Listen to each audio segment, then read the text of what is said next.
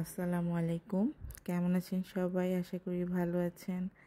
আজকে আরেকটা নতুন রেসিপি আমি নিয়ে আসছি, মাংসের ঝোড়া ভাজি। অবশ্য দেখে বোঝা যাচ্ছে না এটা ভাজি।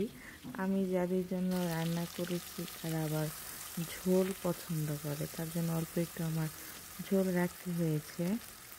তো দেখলেন তো আমি মাংসটা সিদ্ধ করে ছেঁকে নিয়েছি। এখানে তেলের মধ্যে পেঁয়াজ, আদা, রসুন একটু ভালো মতো ভুনে নিচ্ছি।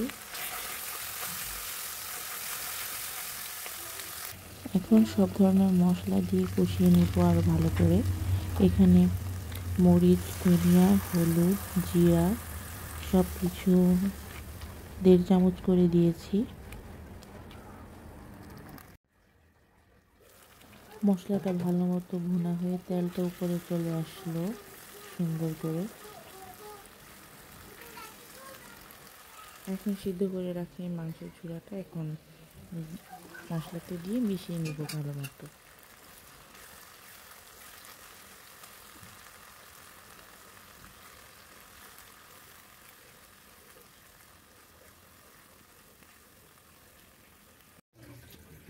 সুন্দর মতো কষানোর জন্য অল্প একটু পানি দিয়ে দিলাম।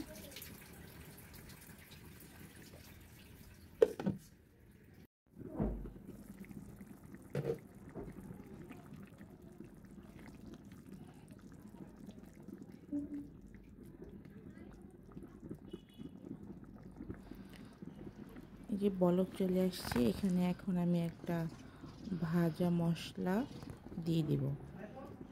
তো জিরাটা একটু হালকা টেলে নিচ্ছি। মশলাটা এখন ভেজে তরকারিতে দিয়ে দিলাম। এখন এটা ভালো মতো মিশিয়ে নেব। এই ভাজা মশলাটা দিলে তরকারির টেস্টটা অনেক ভালো আসে। তো এখন পরিবেশন করে নিলাম।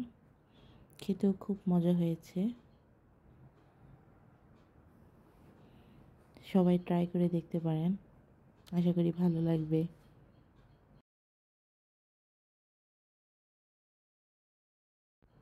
ভালো লাগলে পাশে থাকবেন।